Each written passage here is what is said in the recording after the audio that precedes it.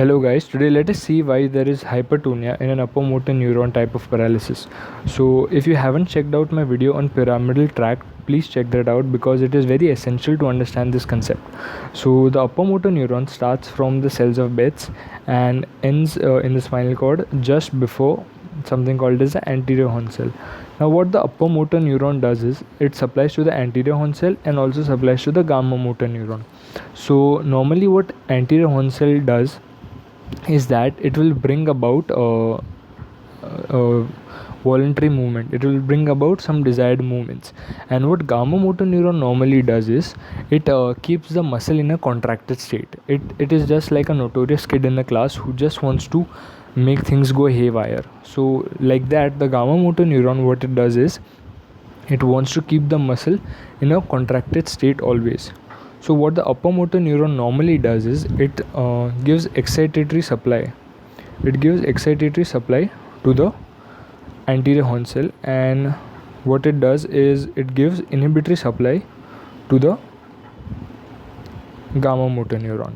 So when there is excitatory supply to the anterior horn cell, it will bring about the desired movements in a free flowy manner. But and when there is inhibition of gamma motor neuron, there will be less spasticity or less rigidity. So remember, the gamma motor neuron always wants to keep the muscle in a contracted state. So just imagine how can you possibly write if all your if all the muscles of your fingers are perennially in a contracted state. You don't want that. So it is very essential for the upper motor neuron to inhibit the gamma motor neuron, so the movements or the actions will be in a free flowy manner. So what will happen when the upper motor neuron is destroyed? So when the upper motor neuron is destroyed, the excitatory supply to the anterior horn cell will be lost. That will lead to muscle weakness or paralysis. And what will happen is the inhibitory supply to the gamma motor neuron is lost. Now since the inhibitory supply is lost, the gamma motor neuron will want the muscles to go haywire. So it will result in severe contractions of the muscle, and which will eventually result in hypertonia.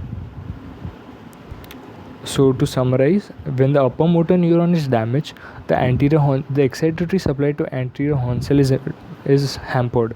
So the muscle does not act, leading to paralysis.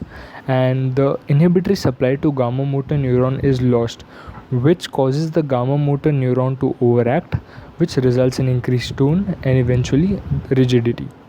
Thank you so much.